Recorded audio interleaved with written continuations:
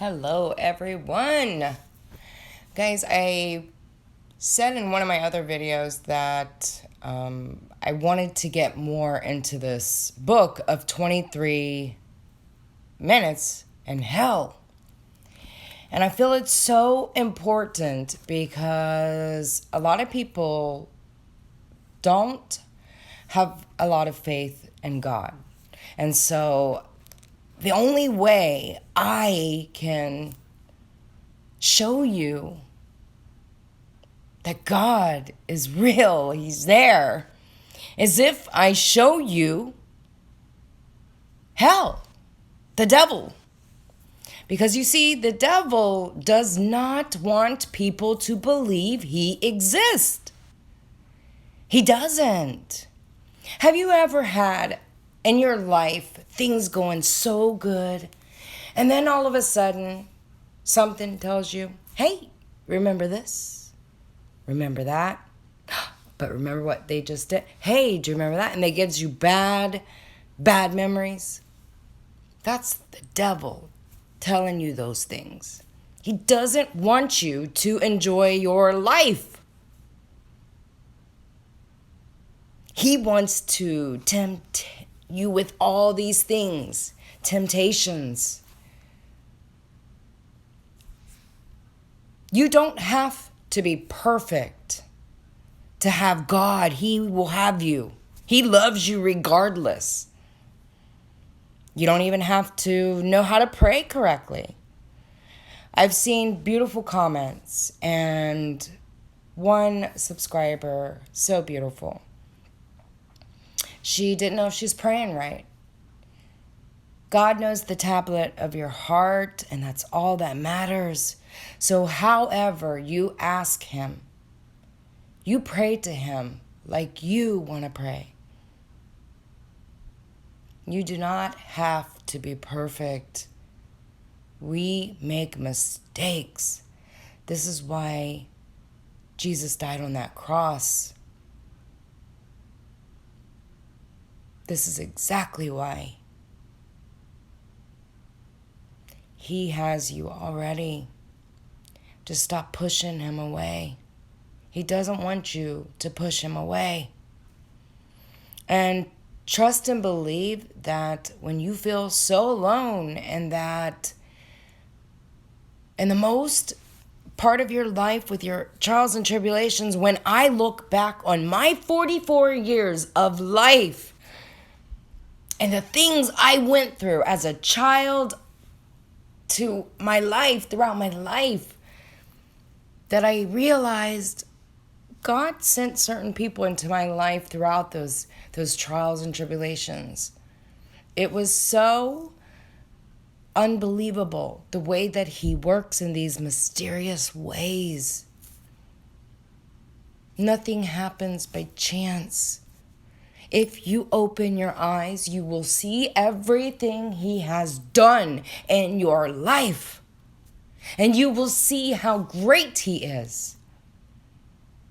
Now, I've also seen a comment saying, when did you start believing in God? Well, you haven't watched my videos. I've said a lot of testimonies. I could get into all of my stories of things that I've seen with God and what He's shown me in all my trials and tribulations. And the only person that is perfect is Him. He doesn't expect us to be perfect. He doesn't. He knows we're gonna slip. But He's always gonna pick us up.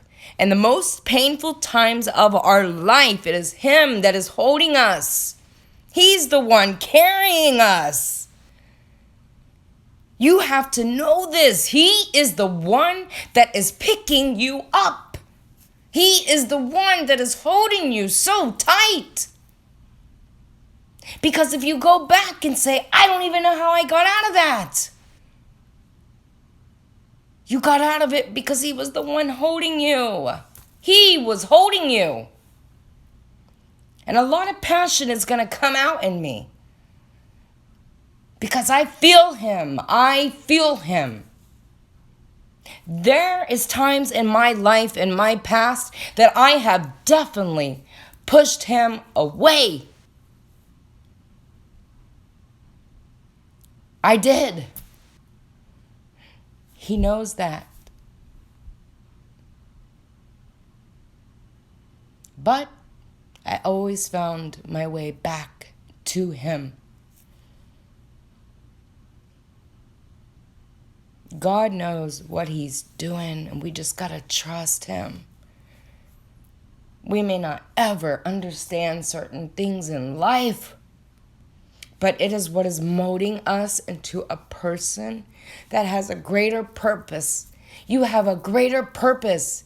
Take all of your pain and realize that you have a greater purpose. You are a person that can break those chains if you allow him in. Allow him into your life. If I look back on the most painful times of my life, he's shown me so many things that I cannot tell you that he is not real when I have seen these things for myself.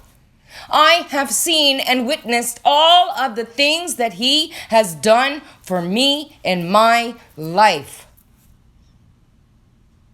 All of the things. But if you're wavering just a little bit, I hope, and my hopes is that if I can prove to everyone that is listening to me right now that the devil is real, because he doesn't want you to know that. Trust me when I tell you this. When people wish you bad and harm and they're not good for you in your life, those are not the people that you want to surround yourself with. You do not surround yourself with toxic people. They're not good for you. They're not. Okay? I can get into psychological aspects of everything, but there are things in this world that no one can explain. But my hope is to show everyone, I'm going to prove to everyone and bring the devil to surface so that everyone can see the devil for themselves.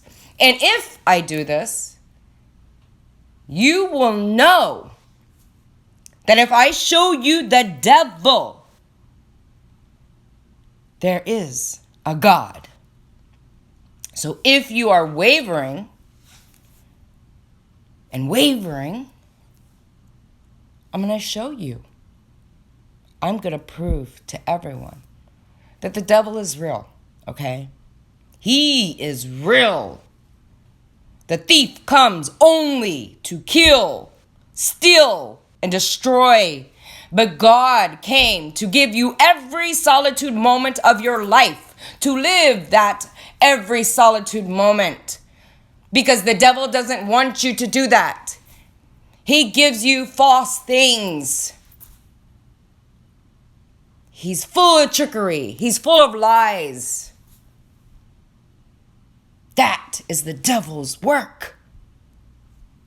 God says, judge not unless you be judged yourself. That is the devil's work. That is my passion. This is what I am supposed to be saying right now. And some may not understand, but I'm going to show everyone because I can't stop. I can't because there's a reason. There's a reason that I'm doing this. You don't have to believe me right now. But my hope is that once you start watching all of my videos and I start proving to you the devil, I want to take that whole sheet off of him. I want to expose the devil. If I can expose him, then other people will see. Because he's real. Hell is real. So, here's 23 minutes in hell. There have been numerous times throughout my life when God has divinely appointed people who have forever changed and edified me. Meeting Bill and Annette Weiss was one of those God moments for me. I met Bill and his beautiful wife Annette when I was a movie critic for several media outlets and had an evening radio talk show, Holy McClure Live, in San Diego, California. One day, a mutual friend called and recommended that I interview a man who had come to her Bible study and told of an amazing experience God had given him in hell. At the time, I produced my own show, and since Halloween was fast approaching, I thought the subject of someone claiming he went to hell and saw demons would, at the very least, make for a great radio show. After agreeing to have Bill on without ever having met him, I naturally had some concerns about his story and wasn't sure how he would come across to my listening audience. But after calling him and listening to a brief description of what he went through, I knew within minutes that he was telling the truth. His humble manner and godly character were immediately transparent as his soothing voice calmly relayed his harrowing experience. When I hung up, I knew that instead of simply doing a great radio show, Bill's message would end up being so much more. God had a powerful plan and unseen purpose for not only that hour, but also for the friendship that laid ahead. I opened my show with a sombering reminder that my guest and his subject were not a joke or a hoax. I mentioned how our culture has trivialized the subject of hell to such an extent that we, in fact, celebrate with devil costumes, demonic masks, and candy on Halloween, the second most commercialized holiday in America. I added that Bill's experience was a different side of hell, one they'd never heard before, one that was terrifying, real, and permanent. I told them that Bill's testimony would more than likely change their lives forever. Then we began the show. For the entire hour, Bill told about his journey to hell. I was enthralled and mesmerized with his detailed account.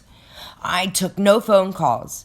At the end of the show, we simply gave out his pager number because he didn't have a ministry website or book or phone number for people to call. By the time I closed my show, Bill's pager was buzzing nonstop. Journey to Hell was one of the most popular shows. I received numerous requests for tapes and a barrage of phone calls and emails asking me to replay Bill's story in the weeks and months that followed. Bill received testimony after testimony of how his message had changed people's lives. Some of those stories are featured in this book. As the three of us sat in my studio that night, we knew something wonderful had just happened. Each of us felt the presence of God hovering over that show. And we knew that God was working to change the hearts, minds, and lives of those who had turned in for even a few brief moments. We likewise knew God had divinely brought us together for a greater purpose than simply an appearance on a radio show. That night, I pledged my willingness to do everything in my power to help Bill get his story told. I've been a film critic since the late 1980s, so I've reviewed thousands of movies, I can assure you that just as there are countless people of faith who ask God to help them write or create a spiritual message for films or in films, it's not hard to imagine that there are likewise countless screenwriters and special effects artists who may have been influenced by the demonic realm to realistically portray demons and the hellish underworld. Our culture has become desensitized and continued to accept various forms of demonic creatures, caricatures of Satan, and glimpses of hell as simply entertainment. Remember, when the word hell used to be considered a curse word, my younger sister repeated what she learned from the neighborhood boys and got her tongue swabbed with a bar of soap. Just for saying hell. Oh, how times have changed. These days, the word has permeated our culture. Hell is hardly considered a curse word or even a bad word. And it has steadily become part of our cultural slang, a figure of speech that has creeped into our everyday vocabulary. Television and movies have inundated us with the use of the word so that we hardly notice when it's being used. How many times have you heard a character say, "Go to hell," or "hell no"? Or someone casually use a phrase like "hot as hell" in everyday discussions. Since the significance of the word has been culturally watered down, it would be reassuring to find the true definition, impact, and consequences of hell preached from our nation's pulpits. But the hellfire and brimstone message of Dante's Inferno that was taught years ago in various denominations is no longer a popular subject with modern-day religiously correct churches. In fact, hell is considered too negative for most preachers who are afraid of scaring away their growing congregations. The idea that a person could actually spend eternity in hell seems to have been deleted from the church, along with moral absolutes. Although America is generally considered a Christian nation, in fact, there are a large number of people who are non-Christian or practice no religion at all. A recent poll asked more than 1,000 Americans about the subject of eternal life, and 67% believed that their souls would go to heaven or hell when they died, while 24% did not believe that either heaven or hell even existed. That statistic, the people who don't believe heaven or hell exist, is why I'm passionate about sharing Bill's story. God has sent Bill with a wake-up message for you and those you love, because God doesn't want anyone to spend eternity without him. Hell is a real place, but telling people they might go there is not an easy or popular message. God knew what he was doing when he gave Bill the difficult task of sharing his story. He knew that Bill's character, his integrity, his faith, and his godly wife, who supports him with her amazing prayers, would guard the message with truth and protect it with honor. I am blessed to have met Bill and Annette and to call them friends. I am privileged to be a part of this extraordinary gift from God. Holly McClure. This is a word of warning. On Sunday, November the 22nd, 1998, my wife Annette and I spent the evening at the home of one of our close friends. There was nothing unusual about that night. Annette and I headed home around 11 p.m., and we fell into bed shortly before midnight, unaware that my life was about to be changed forever by an event I still find hard to explain. Suddenly at 3 a.m. on the 23rd, without any notice, I found myself being hurled through the air and then was falling to the ground completely out of control. I landed in what appeared to be a prison cell.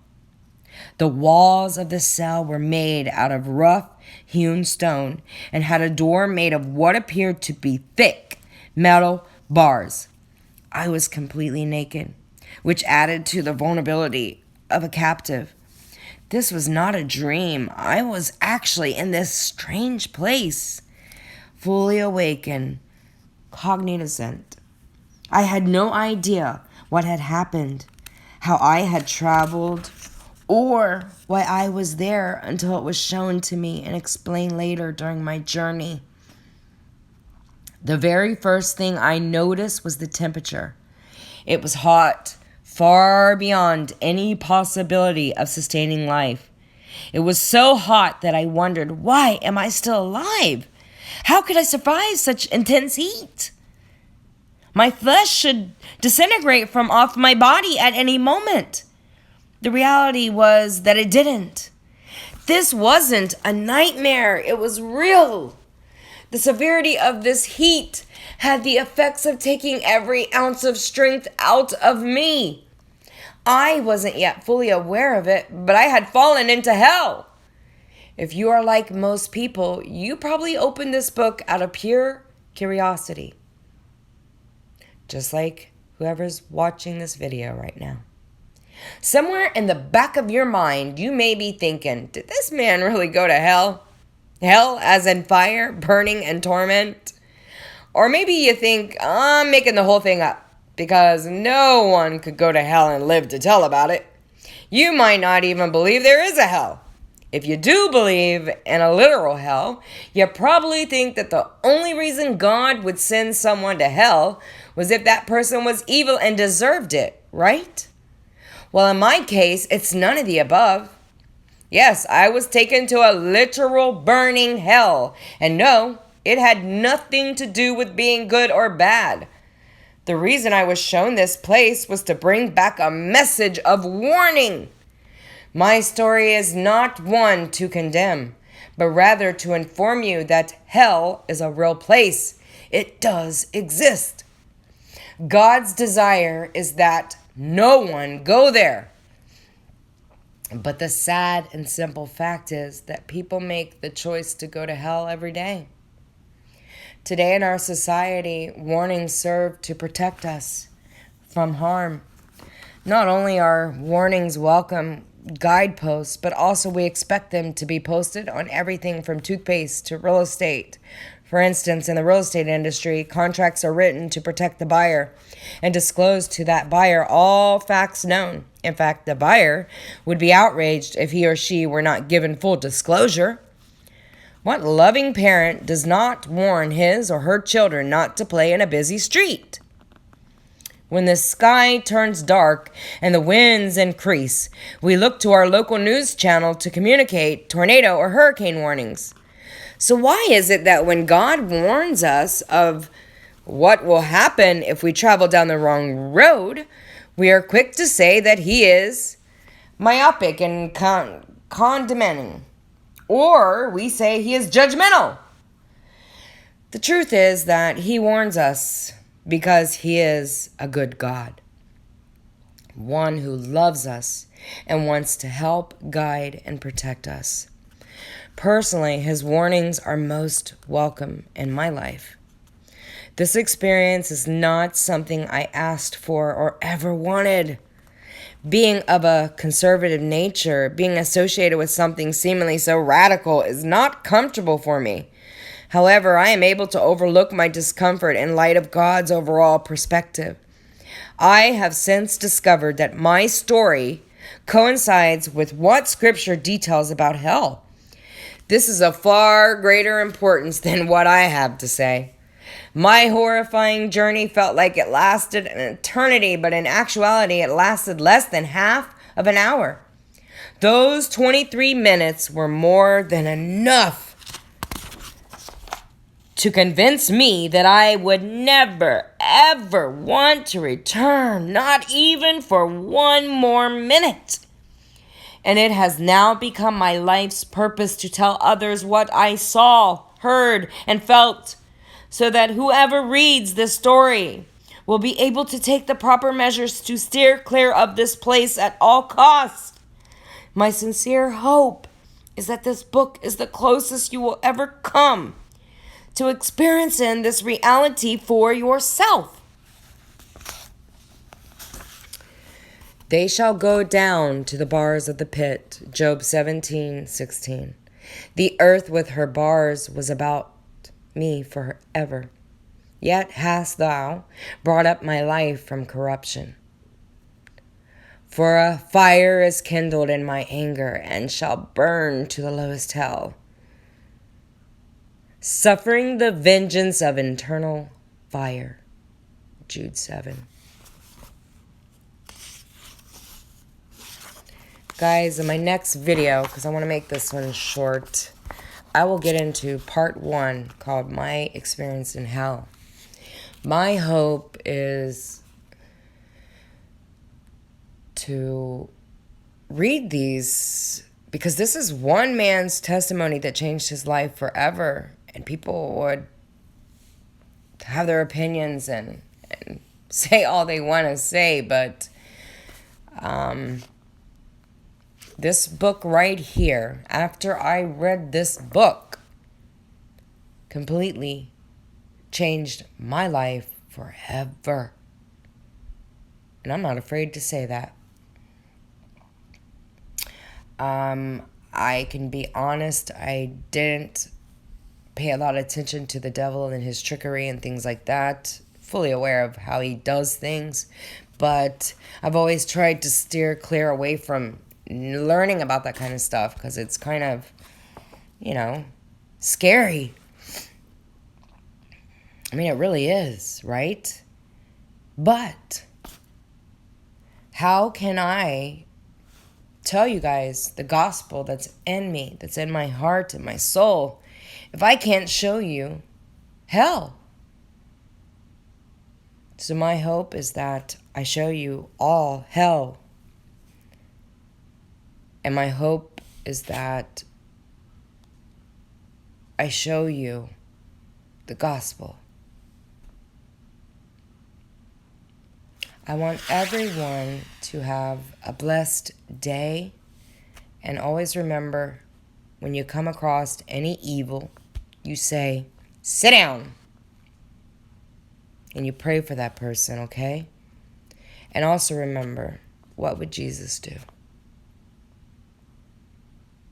What would Jesus do? What I just read is from 23 Minutes in Hell. I'm not promoting this book. I'm telling you about this book.